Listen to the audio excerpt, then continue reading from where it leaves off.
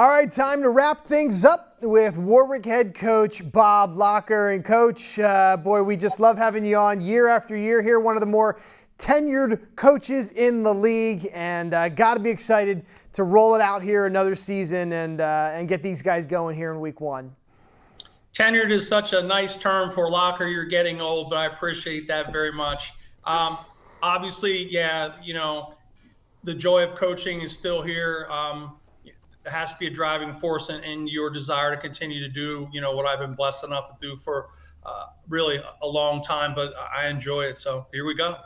So interestingly, you guys are switching to Section 3, which I thought would be a big deal here. We've been talking to the coaches all day, but it turns out it really just looks like the old Section 2. So how do you feel about kind of your new partners here?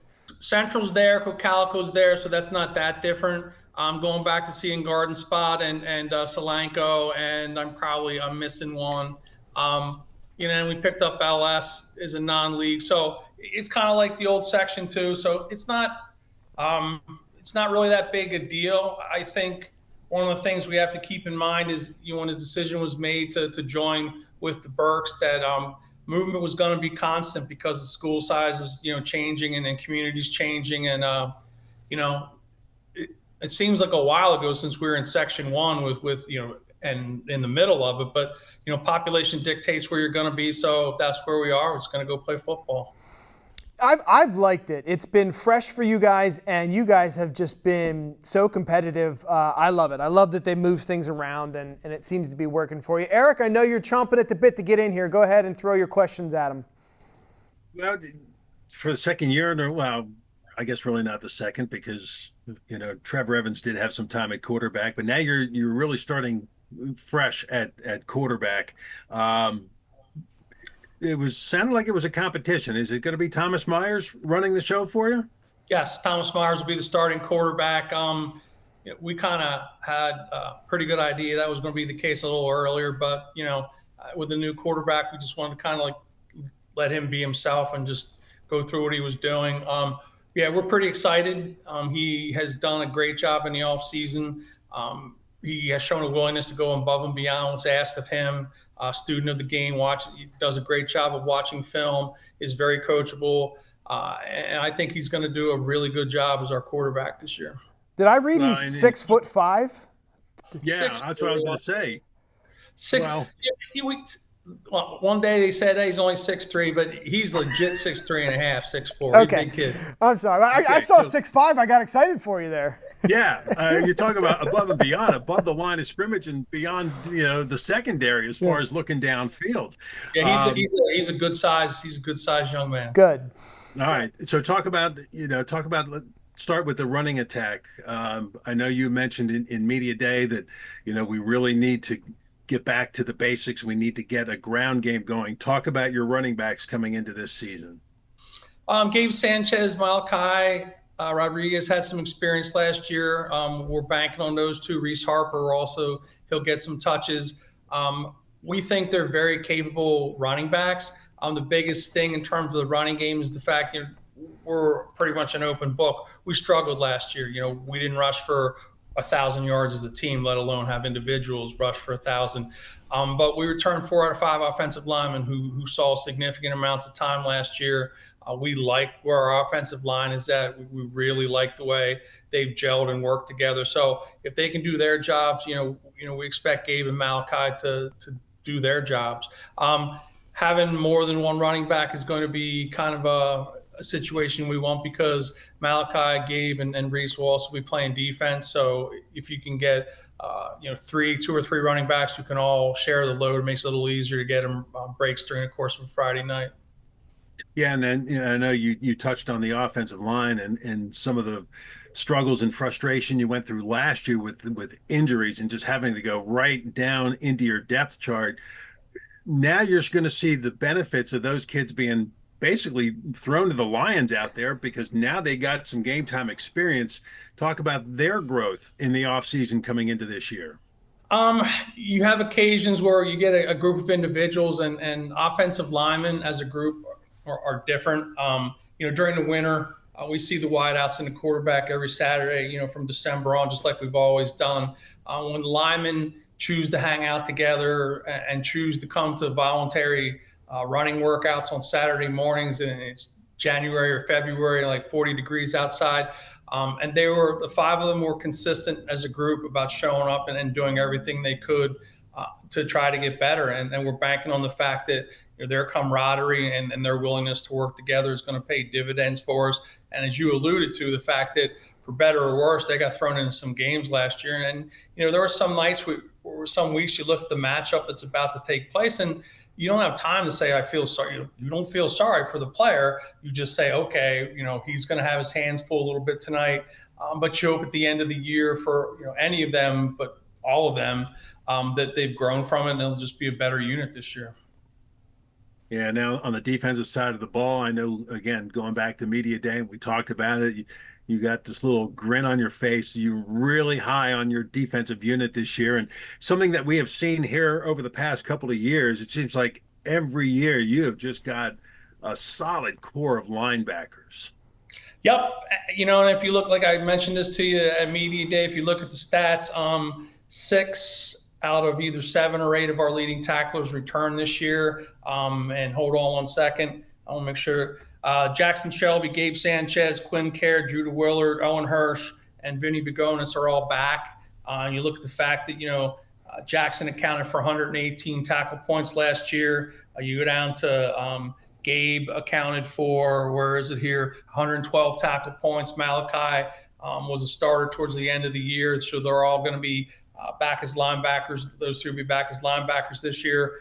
Hirsch was all section defensive end. The kid just got a motor.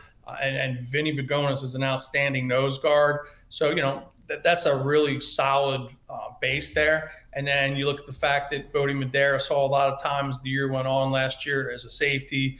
Reese Harper saw his time as a DB. We have a couple of holes to fill, but we're pretty happy about the people that are going to take those jobs. So yeah, we have a really good defensive foundation coming back, and I think that's going to be important.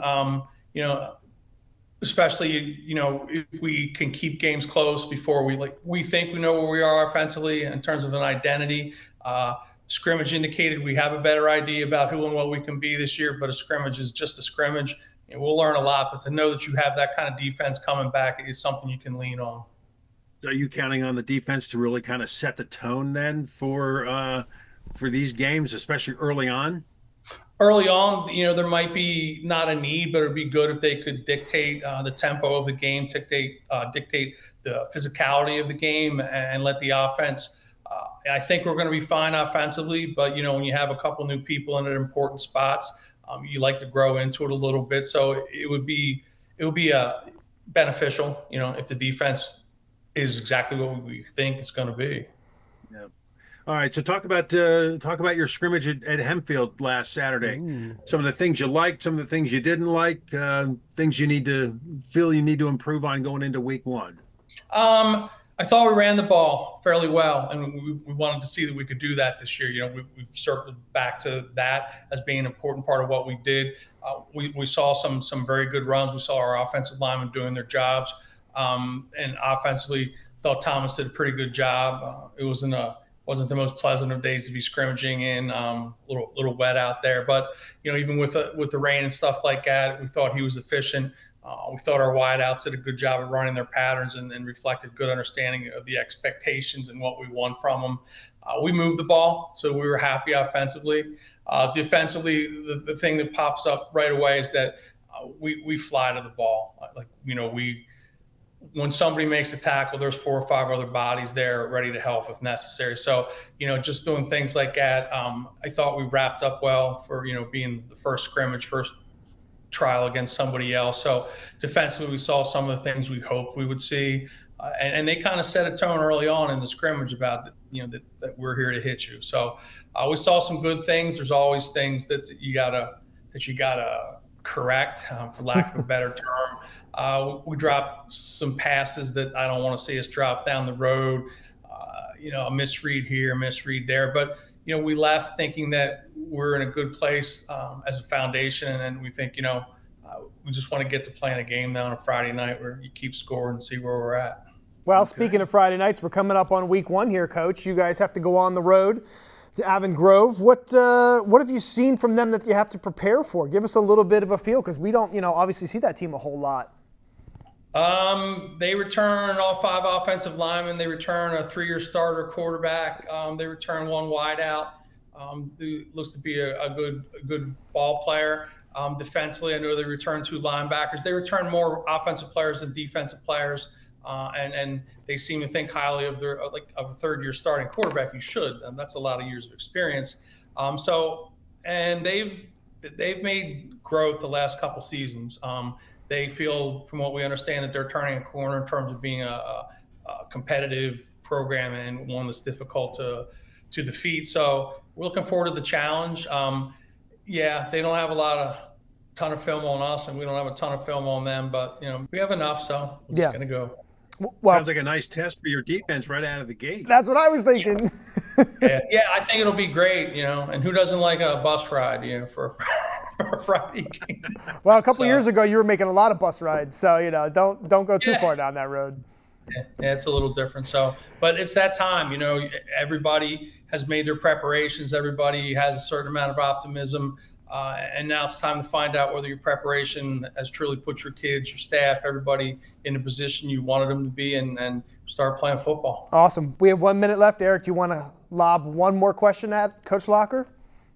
Yeah, how are you enjoying retirement from teaching? You know what? I really don't know yet, because I didn't decide to retire till the very end of the school year last year, so it wasn't like I made plans. And once you hit summer, football's football. We're in there 4 days a week, early mornings till like noon, and we do other things. So the rhythm of my life didn't change that much. It occurred to me today, and tomorrow is really going to be fun, because some of my coaches have to go into school and start preparing for their students, and I don't. So I don't know what I'll do. Circles back to that tenure, man. Now you're enjoying some time off, and I will point out that we do have Warwick on the schedule week 3, Cedar Crest at Warwick. So we'll look forward to see you then, Coach. But for now, good luck with the season, and thanks for coming on here and give us some time as you're getting ready in just a couple of days to get going. Thank you. I always enjoy spending time with you guys, and we appreciate what you do for high school sports in general. So thank you very much. All right. Thanks, Bob. You're welcome. Yep. I've been told we've got to get it back to live in person in the community, so we'll do our best for next year, Coach. I missed those days. They were all right. So all right. That'd be great. We'll make a all note. Right. A note all made. Right. Thank you. We'll see you. The excitement is building. Don't forget, Friday night, it's week 1, and we've got Penn Manor versus Conestoga Valley right here on the channel for you, 7 o'clock. Eric May, Jerry Novak will have you covered, all the action on the gridiron. We can't be more excited that high school football is back. And we hope you were excited to watch this show as we went a long 90 minutes to dive into and preview all of your local teams. Hope you enjoyed that. Thanks so much for joining me along the ride here on Blue Ridge 11. I'm Chad Landers. We will see you on Friday night as the excitement builds for week 1. But until then, have yourself a great rest of the week, and Friday night is almost here.